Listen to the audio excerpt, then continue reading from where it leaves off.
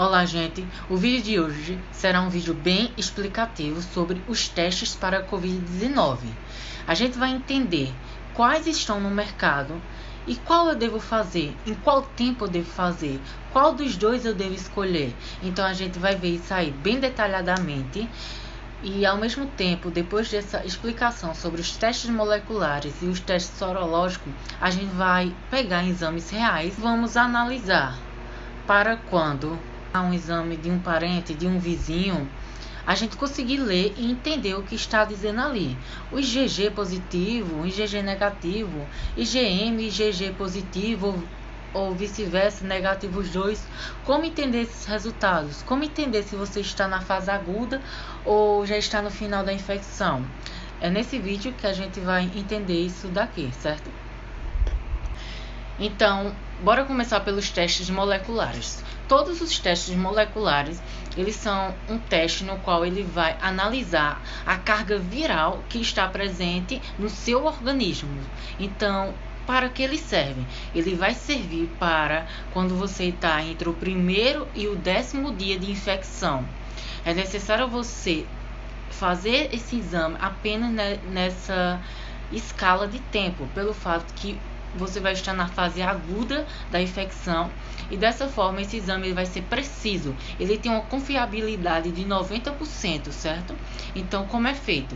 Vai ser usado um suave, o cotonete vai ser introduzido na sua nasofaringe e a partir daí vai ter essa secreção tanto da nasofaringe como da sua garganta. A partir do momento que eu tiro essa secreção é levada para o laboratório e vai ser feito todos os procedimentos de acordo com a PCR em tempo real. E ali o laboratório vai analisar usando uma máquina e ele vai encontrar os pedaços do vírus, a informação genética do vírus ali junto com a sua.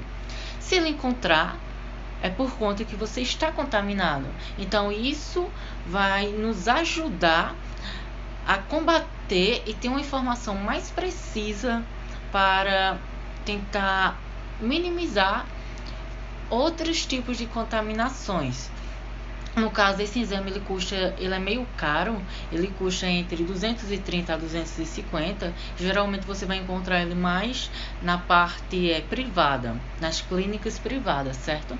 Então, a partir do momento que você consegue fazer com que muitas pessoas faça esse tipo de procedimento, a gente vai conseguir isolar elas mais rapidamente e dessa forma a gente vai conseguir conter todas as pessoas que essa pessoa teve contato.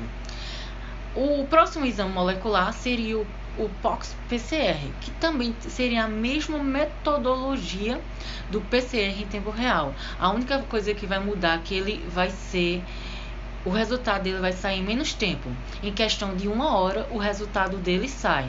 Enquanto o PCR em tempo real, ele vai demorar de 2 dias. Tem lugares que pode demorar cerca de 4 dias. Por conta que é uma máquina que fica lendo e fica amplificando o seu DNA até encontrar aquela base nitrogenada do vírus ali, aquela sequência de nucleotídeos que possui aquele DNA.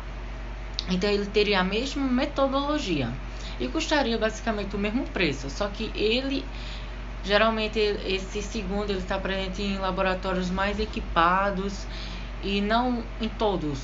E a gente teria o último, que é o CRISPR. Seria nada mais do que um exame molecular no qual vai ser usada uma proteína e essa proteína, em contato com sua secreção que foi coletada, vai começar a produzir uma cor luminescente. Essa cor luminescente, ela indica a presença do vírus, pelo fato que essa proteína ela tem afinidade com a molécula de RNA do material genético do vírus, e a partir do momento que ela começa a entrar em contato com ele, ela começa a soltar essa luminescência que seria a reação dessa proteína. Então aqui a gente está tratando dos exames moleculares que custa cerca de 200, 250, certo? São exames muito precisos, que têm 90% de confiabilidade e eles, se fosse possível usar em toda a população, ele seria excelente. Agora, a gente vai partir para os ensaios sorológicos. Esses ensaios são os ensaios mais bem realizados, tanto na empresa privada quanto na rede pública. Eles são também os chamados testes rápidos. O que acontece? A gente vai precisar agora do nosso sangue, principalmente do nosso sangue venoso. Então, a coleta sempre vai ser o sangue venoso, com exceção do teste rápido, que você pode fazer apenas furando a ponta do seu dedo. Só que esse teste, que eu vou explicar mais na frente, ele não é tão preciso. Ele é feito, só que ele pode dar muito falso positivo, certo? E isso causar um problema. Mas quando você vai no laboratório ou vai no hospital, você vai fazer alguns desses testes, que são ou de ELISA, ou de CLIA, ou de quimioluminescência, que seria o de CLIA, e também queria o de fluorescência, no qual todos são exames no qual eles vão detectar a presença de anticorpos que está sendo produzido pelo seu corpo. Devemos lembrar disso. Ele vai detectar tanto a presença de IgM como de IgG. Vocês sabem que o IgM ele é encontrado na fase aguda da infecção. Então, a partir do 10º dia ao 12º dia, eu tenho muita presença de IgM. A partir do dia 14 até o dia 22, eu vou ter a presença maior de IgG. E sabemos que o IgG, quando ele está presente, é porque eu estou no fim da infecção. Meu corpo já está produzindo anticorpos. Enquanto eu só tenho a presença de IgM, a gente não vai estar produzindo anticorpos, no caso, e isso nos indica que a gente ainda está na fase aguda da infecção. Então, sabemos disso. A gente sabe que se eu estou doente com mais de 10 dias, eu não posso fazer nenhum exame molecular, certo? O exame que eu tenho que fazer é um desses sorológicos. E no caso, o de ELISA, ele vai nos indicar a presença de IgG. Então, se eu quero fazer o de ELISA, eu sei que a partir do momento que eu fizer ele vai me indicar a presença de IgG. É para o que ele serve. Então, se eu fizer ele e encontrar muita presença de IgG, isso nos mostra que eu estou no fim da infecção, como a gente aprendeu. E tem o de quimioluminescência. O de quimioluminescência, ele só não vai nos dar a presença de IgG e IgM, ele vai quantificar quanto eu tenho de IgG e IgM, certo? Ainda tem um sorológico que ele não quantifica. Ele diz se a presença de IgG e IgA ele está razoavelmente, está presente, está alta, mas ele não quantifica, que seria o de imunocromatografia. Eu usei aqui minha fila por conta que é muitos nomes para usar, mas seria esse que ele não quantifica, certo? Então, a gente agora vai tratar da questão como ler um exame de Covid. Eu vou apresentar 3 tipos de exames aqui reais, no qual eles são aqueles 2 exames que se quantifica a quantidade e os que não quantifica. E a partir daí a gente pode fazer uma discussão rápida e vocês vão entender essa questão, da gente entender a questão positiva e negativa, quando os dois são positivos, quando os dois são negativos ou vice-versa. Gente, bora entender um pouco a questão de analisar um exame de Covid. A gente vai analisar agora um de quimioluminescência. E aí em cima vocês conseguem ver a questão do print do exame. O que a gente tem aqui? A gente tem os resultados e a quantificação de IgM e IgG. E a gente observa o valor de referência. Inferior a 90, então menor do que 90, não reagente. Se não reagente, é porque não tem anticorpos.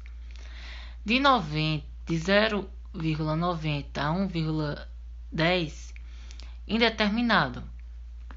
A gente não sabe dizer se a pessoa está ou não está com a infecção. Se for maior do que 1,10, reagente. De fato, está reagindo e essa pessoa está com Covid. Quando a gente observa aqui, a gente vê que o IgM dele está 1,56, então ele está reagente. A gente vê que essa pessoa está com Covid e ainda não começou a produzir anticorpos suficientes suficiente seria o IgG. Então, a gente pensa, essa pessoa ela deve estar entre 10 dias de infecção, por conta que o IgG não tá aparecendo alto de maneira alguma. Deve aparecer alto lá para o dia 15 para o dia 22, esse IgG deve aumentar. Então, eu poderia dizer que essa pessoa aqui, nesse momento, mesmo ela achando que, vamos dizer que ela diz que está com 15 dias. Pode ser que ela esteja com 15 dias ou pode ser que ela esteja com 10. Nós não temos essa precisão, mas isso indica que ela não está perto de 20, porque o corpo ainda não começou a produzir esse anticorpo. Então a gente sabe que essa pessoa ainda está transmitindo o vírus. Do mesmo jeito seria esse outro. Isso aqui é outro no qual você vê a imagem.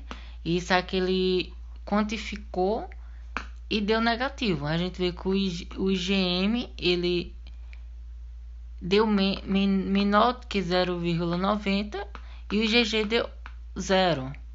A gente vê que essa pessoa ainda não teve contato com o vírus.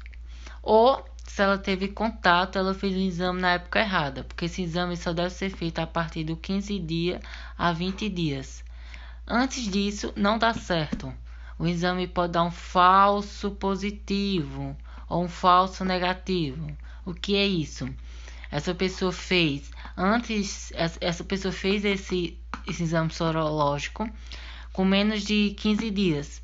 Aí diz, não tem Covid, sendo que ela está com Covid. Então é um falso positivo, que na verdade ela está, no caso é um falso negativo, por conta que ela está. Deveria ter acusado positivo, mas deu um falso negativo, sendo que ela está.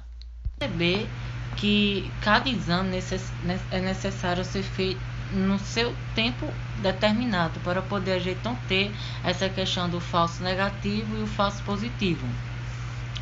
E quando eu tenho, eu posso ter vários casos de IgM e IgG, certo? Pode ser que esse dê positivo, pode ser que esse dê negativo, esse positivo, esse negativo, certo? E negativo. Caso você veja um exame assim, o que você tem que ter em mente?